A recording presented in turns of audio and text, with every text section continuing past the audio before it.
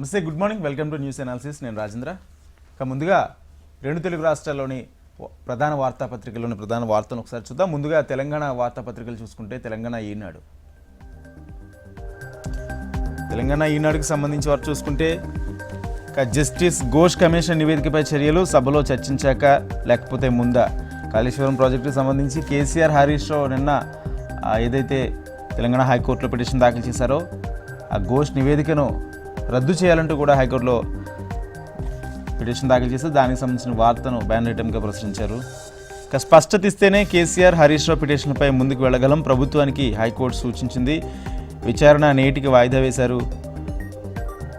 అయితే కమిషన్ రిపోర్ట్ని ప్రభుత్వం అసెంబ్లీలో చర్చించిన తర్వాత లేకపోతే చర్చించిన ముందు చర్యలు తీసుకుంటారా, ఎప్పుడు చర్యలు తీసుకుంటారనేది హైకోర్టు స్పష్టం చేయమని చెప్పింది. దానికి సంబంధించిన వార్తను కూడా ప్రశ్నించారు. కాళేశ్వరం బ్యారేజీల నిర్మాణాలకు సంబంధించి జస్టిస్ పీసీ ఘోష్ కమిషన్ ఇచ్చిన నివేదికపై అసెంబ్లీలో చర్చించాక తదుపరి కార్యాచరణ ఉంటుందని ప్రభుత్వం హైకోర్టుకు నివేదించినట్లు తెలిసింది. అయితే గతంలో మంత్రివర్గంలో ఇదే మేరకు నిర్ణయించారు. కమిషన్ నివేదికపై అసెంబ్లీలో చర్చించిన తర్వాత నిర్ణయం తీసుకుంటామని ఇప్పటికే ముఖ్యమంత్రి కూడా ప్రకటించారు. కాబట్టి ఇదే విషయాన్ని కోర్టు దృష్టికి తీసుకెళ్లే అవకాశం ఉంది. కమిషన్ నివేదికపై అసెంబ్లీలో చర్చించిన తర్వాత చర్యలు తీసుకుంటారా, లేక ముందు చర్యలు తీసుకుంటారా, లేదా తర్వాత చర్చిస్తారా తెలియజేయండి అంటూ హైకోర్టు సూచించిన నేపథ్యంలో ఈరోజు నిర్ణయం తీసుకునే అవకాశం కూడా కనిపిస్తుంది. మొత్తంగా మరో వార్తను చూసుకుంటే పార్లమెంట్ నిర్వధిక వాయిదా, చివరి రోజు కొనసాగిన నినాదాలు, ప్రతిపక్షాల తీరుపై సభాపతుల అసహనం అంటూ కూడా ఐటెం ప్రశ్నించారు. ఒకే కుటుంబంలో 5 మృతి చెందారు నిన్న కేపీహెచ్పీలో, దానికి సంబంధించిన వార్తను కూడా ప్రశ్నించారు. ఇక సినీ కార్మికుల సమ్మెకు తెర, ముఖ్యమంత్రి రేవంత్ జోక్యంతో కార్మిక సంఘం ఆధ్వర్యంలో చర్యలు, నిర్మాతలు కార్మిక సంఘాలకు కుదిరిన సయోధ్య. రైట్. మరోపక్క నిన్న ఇండి కూటమి తరపున ఉపరాష్ట్రపతి అభ్యర్థిగా జస్టిస్ సుదర్శన్ రెడ్డి నామినేషన్ దాఖలు చేశారు. దానికి సంబంధించిన వార్తను కూడా ప్రశ్నించారు. తప్పులు చేసి తప్పించుకోలేరు, ఉద్యోగుల ఉల్లంఘనపై సత్వర విచారణ, కాలపరిమితిలో కూడిన షెడ్యూల్ జారీ చేసిన ప్రభుత్వం, సాధారణమైతే 3 నెలలు, తీవ్రమైతే 6 నెలలు గడువు. దానికి సంబంధించి వార్తలు ప్రశ్నించారు. రైట్. ఇంక మొత్తంగా మరోపక్క నిన్న ఏదైతే ఉపరాష్ట్రపతి ఎన్నికలకు సంబంధించి జరుగుతున్న చర్చలో కిషన్ రెడ్డి కీలక వ్యాఖ్యలు చేశారు. గతంలో తెలుగు వారికి మద్దతు ఇచ్చారా, వెంకయ్యనాయుడు బాలయోగుల విషయంలో మీరేం చేశారు, రేవంత్ రెడ్డికి కేంద్ర మంత్రి కిషన్ రెడ్డి సూటి ప్రశ్న వేశారు. ఇక యూరియా సరఫరా చేస్తే మద్దతు ఇస్తామని కేటీఆర్ అనడంపై దాని మీద కూడా మండిపడ్డారు. మరోపక్క ఇంకో వార్త చూసుకుంటే జ్వరాలతో విలవిల, ఓపీలు కిటకిట, రాష్ట్రంలో పెరుగుతున్న బాధితులు, జాగ్రత్తలు పాటించాలని వైద్యులు సూచన.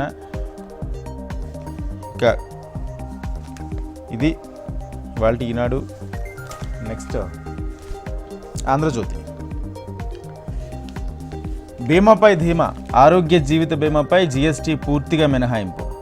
ఇక జీఎస్టీ కౌన్సిల్కు మంత్రుల బృందం సిఫార్సు, పాలసీల ప్రీమియం ఒక్కసారిగా 18% తగ్గే ఛాన్స్, మధ్యతరగతి ప్రజలకు భారీ ఊరట, ఆరోగ్య టర్మ్ పాలసీలకు పూర్తి ప్రయోజనం, పెట్టుబడులు సాధారణ యూపీఎస్ పాలసీల విషయంలో రిస్క్ మేరకు మినహాయింపులు, జీఎస్టీ ఇకపై 2 స్లాబ్లే, ప్రస్తుతం 4 పన్ను స్లాబులను 5%, 18% కుదించే ప్రతిపాదనకు మంత్రుల బృందం ఓకే, జీఎస్టీ కౌన్సిల్ తుది నిర్ణయమే తర్వాయి, 90% నిత్యావసర ధరలు తగ్గే అవకాశం, దిగిరానున్న గృహోపకరణాలు, వాహనాల ధరలు దీపావళి కల్లా అమల్లోకి తెచ్చేలా కేంద్రం చర్యలు. ఇక జీఎస్టీ మినహాయింపులకు సంబంధించి కేంద్ర ప్రభుత్వం తీసుకునే నిర్ణయానికి సంబంధించి దీపావళి వరకల్లా 2 స్లాబ్లే చేస్తామంటూ కూడా చేస్తున్న దానికి ఆల్రెడీ మంత్రుల బృందం ఓకే చెప్పింది. దానికి సంబంధించిన వార్తను కూడా ఇక్కడ ప్రచురించడం జరిగింది.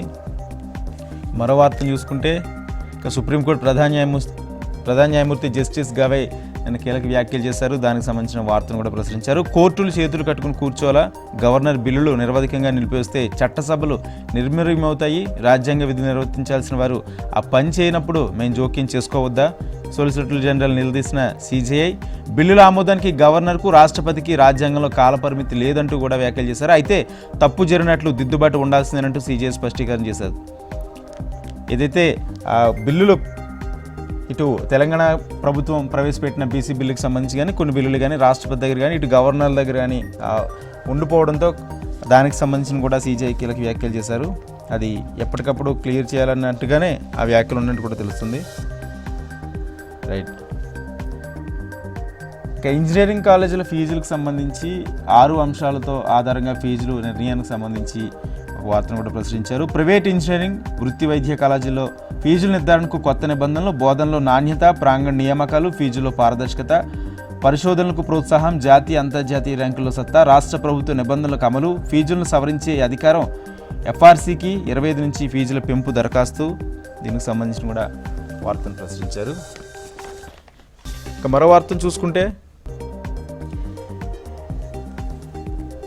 బీఆర్ఎస్ పార్టీలో కేటీఆర్ వర్సెస్ కవిత అన్నట్టుగా జరుగుతున్న వార్కి సంబంధించి నిన్న కవిత మరో లేఖను కూడా రిలీజ్ చేశారు. దానికి సంబంధించి వార్తను కూడా ప్రచురించారు. ప్రశ్నించడమే తప్పన్నట్లుగా నాపై కక్ష కట్టారు. గతంలో నా లేఖను బయటపెట్టిన కుట్రదారులే వివిధ రూపాల్లో నన్ను వేధించి గురి చేస్తున్నారు. రాజకీయ కారణంతోనే టీబీజీకేఎస్ గౌరవ అధ్యక్షులు కొప్పులేశ్వర్ నియామకం, కార్మిక చట్టాలకు విరుద్ధంగా పార్టీ ఆఫీసులో ఎన్నిక, కార్మికుల సంఘానికి పోరాడుతున్న నాపై కుట్రలు, పదవి ఉన్నా లేకున్నా కార్మికులు వెంటే ఉంటా అంటే ఎమ్మెల్సీ కవిత వ్యాఖ్యలు చేశారు. అయితే నిన్న ఇప్పటి వరకు టీబీజేకేఎస్ గౌరవ అధ్యక్షులుగా కొనసాగిన కవితను తప్పించి కొప్పులేశ్వర్ నియమించారు. దీనికి సంబంధించిన వార్తను కూడా ప్రచురించారు. అయితే తెలంగాణ వ్యాప్తంగా యూరియాకు సంబంధించి జరుగుతున్న ధర్నాకు సంబంధించి నిన్న కూడా ధర్నా నిర్వహించారు రైతులు. కేంద్రం మెడలు వంచైనా యూరియాను తీసుకొస్తామంటూ వ్యవసాయ శాఖ మంత్రి తుమ్మల నాగేశ్వరరావు కూడా వ్యాఖ్యలు చేశారు. దానికి సంబంధించిన వార్తను ప్రశ్నించారు. ఇది ఆంధ్రజ్యోతికి సంబంధించి చూసుకుంటే నెక్స్ట్ నమస్తే తెలంగాణ ఒకసారి చూద్దాం. నమస్తే తెలంగాణలో చూసుకుంటే బ్యాన్ ఐటమ్గా రైతుల నిరసనలకు సంబంధించిన వార్తలే ప్రశ్నించారు. ఇక్కడ బ్యాన్ ఐటమ్గా ఎరువుల కోసం సర్కారు తమాషా, రైతు బతుకు అమాసా, యూరియా కోసం అట్టడుగుతున్న రాష్ట్రం, ఎక్కడికక్కడ ఆందోళనలు, రాస్తా రోకోలు, యూరియా ఎందుకు ఇవ్వరని నిలదీతలు, పోలీసులు అడ్డుకున్న ఆగ నిరసనలు, బస్తా కుస్తీలో పల్లెల మధ్య పంచాయతీ, ప్రాణాలు పణంగా పెట్టాల్సిన పరిస్థితులు, క్యూలైన్లో సొమ్మసిల్లుతున్న అన్నదాతలు, మరిపెళ్ళలో తోపులాట, రైతుల తలకు గాయం, ఒక బ్లాక్ తరలుతున్న యూరియా పట్టివేత. ఇక మరిపెళ్ళలో నిన్న తోపులాట్లో ఒక రైతుకి గాయమైంది. దానికి సంబంధించిన ఫోటోను కూడా ప్రచురించి ఇక్కడ యూరియాకి సంబంధించిన వార్తని బ్యాన్ ఐటమ్గా ప్రచురించారు. యూరియా జీరో, మార్కెట్ వద్ద అడిగంటిన బఫర్ స్టాక్, 3 లక్షలు ఉండాల్సిన చోట 12,000 టన్నులు మాత్రమే, ముందస్తు నిల్వలో వ్యవసాయ మార్కెట్ వైఫల్యం, గతంలో ఒక మార్కెట్ వద్దే కనీసం 3 లక్షల టన్నులు, ఆర్థిక భారం తగ్గించుకునేదానికే బఫర్ స్టాక్ కాంగ్రెస్ కోత, తెలంగాణకు వచ్చిన యూరియా ర్యాక్లు పక్క రాష్ట్రాలకు వెళ్ళిపోయాయి.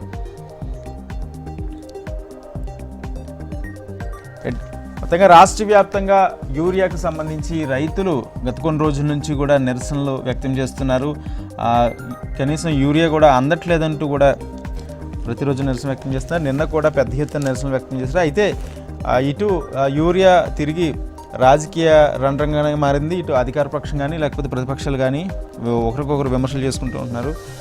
ఇది పూర్తిగా మా బాధ్యత కాదంటూ కూడా రైట్ దీనికి సంబంధించిన వార్త ప్రదర్శించారు. ఇక ఏపీకి సంబంధించి కూడా ఏపీ వార్తాపత్రికల్లో ఒకసారి వార్తలను చూద్దాం. ముందుగా ఏపీలో ఈనాడు చూసుకుంటే ఈనాడులో నాలా చట్టం రద్దు, ముసాయిదాకు మంత్రివర్గ ఆమోదం, పట్టణాల అభివృద్ధికి ఛార్జీల వసూళ్లు, ఆ నిత్తో పట్టణాలకు రోడ్లు, ఫ్లైఓవర్ల నిర్మాణం, పర్యాటక ప్రాజెక్టు గడువులోగా పూర్తి చేయాల్సిందే, లేకుంటే భూ కేటాయింపులు రద్దు, మంత్రివర్గ సమావేశంలో నిర్ణయాలు. నిన్న ఏపీ కేబినెట్ మంత్రివర్గ సమావేశం జరిగింది. దానికి సంబంధించిన నిర్ణయాలకు సంబంధించిన వార్తను కూడా ప్రచురించారు. నిన్న నాలా చట్టంను రద్దు చేస్తూ కూడా తీసుకున్న నిర్ణయానికి సంబంధించిన వార్తను ఇక్కడ ప్రచురించారు. అయితే మరోపక్క ఏదైతే చంద్రబాబు ఎమ్మెల్యేలకు కానీ లేకపోతే నాయకులు కానీ కొన్ని సూచనలు చేశారు. ఎమ్మెల్యేలు ప్రభుత్వానికి చెడ్డ పేరు చేస్తే సహించమంటూ కూడా కీలక వ్యాఖ్యలు చేశారు. మంత్రివర్గ సమావేశంలో సీఎం హెచ్చరించారు. ఎమ్మెల్యేల నియంత్రణ బాధ్యత ఇన్ఛార్జ్ మంత్రులదేంటూ స్పష్టం చేశారు. మరోపక్క నాలా రద్దుతో ప్రజలు, వ్యాపారులు వెనక్కు తెరై స్థిరాస్తి వ్యాపార, పారిశ్రామిక రంగాలకు ఊరట, అనుమతుల్లో జాప్యానికి శాశ్వత పరిష్కారం. దీనికి సంబంధించిన వార్తనే ప్రధానంగా ప్రచురించారు.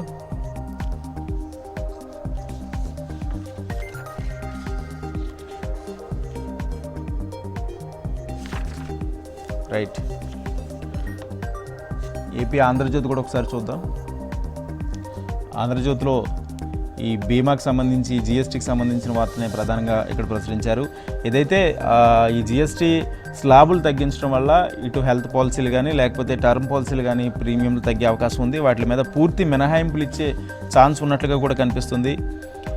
ఆరోగ్య జీవిత బీమాలపై జీఎస్టీ పూర్తిగా మినహాయింపు, జీఎస్టీ కౌన్సిల్కు మంత్రుల బృందం సిఫార్సు, పాలసీల ప్రీమియం 18% తగ్గే ఛాన్స్ కూడా కనిపిస్తుంది. ఇక మధ్యతరగతి ప్రజలకు భారీ ఊరట, ఆరోగ్య టర్మ్ పాలసీలు పూర్తి ప్రయోజనం, పెట్టుబడుల తరహా సాధారణ యూలిప్ పాలసీల విషయంలో రిస్క్ మేరకే మినహాయింపు, జీఎస్టీలకు 2 స్లాబ్లే, జీఎస్టీ కౌన్సిల్ ఇంకా తుది నిర్ణయం తీసుకోవాల్సిన అవసరం ఉంది. మంత్రి బృందం అయితే దీనికి సంబంధించి ఓకే చెప్పింది. 90% నిత్యావసర ధరలు తగ్గే అవకాశం కనిపిస్తుంది. ఇక గృహోపకరణాలు, వాహన ధరలు దిగిరానున్నాయి. దీపావళికల్లా అమల్లోకి తెచ్చేలా కేంద్రం చర్యలు తీసుకుంటుంది. రైటింగ్ మరో వార్తను చూసుకుంటే ఎన్నిసార్లు చెప్పినా వినరేం, గాడి తప్పుతున్న ఎమ్మెల్యేలపై సీఎం సీరియస్, పునరావృతమైతే కఠిన చర్యలు తప్పవు, ఆ తర్వాత బాధపడి ప్రయోజనం ఉండదు, వారిని కంట్రోల్ చేసే బాధ్యత పూర్తిగా మీదే, మీ పరిధిలో ఎమ్మెల్యేలను హెచ్చరించండి, ఇన్ఛార్జ్ మంత్రులకు చంద్రబాబు ఆదేశం, చెడు వ్యాపించినంత వేగంగా మంచి జనంలోకి వెళ్ళదు, మనం చేసిన మంచిపై చర్చ జరగాలి, కానీ ఎమ్మెల్యేల వివాదంపై జరుగుతుంది, ఇది మంచి పరిణామం కాదు, రాష్ట్రంలో క్రిమినల్ మాఫియా మంచిది కాదంటూ కూడా చంద్రబాబు వ్యాఖ్యలు చేశారు.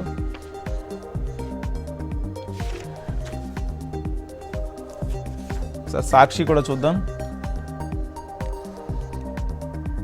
సాక్షిలో యూరియాకి సంబంధించి కూడా వార్తను ప్రచురించారు. దారి మళ్లిన యూరియా, సరైన సమయంలో ఎరువు దొరక్క అష్టకష్టాలు పడుతున్న అన్నదాతలు, ప్రైవేట్ దుకాణాలకు కొరత, ఇతరత్ర వ్యాపారాలకు మరింత మళ్లింపు, సొసైటీలకు రావాల్సిన లోడ్లు టీడీపీ నేతల గొడవలకు ప్రభుత్వం చెబుతున్న దానికి క్షేత్రస్థాయి పరిస్థితికి పొంతం లేదు. రాష్ట్రంలో ప్రస్తుతం 6.45 లక్షల టన్నుల నిల్వలు ఉంటున్నాయన్న ప్రభుత్వం.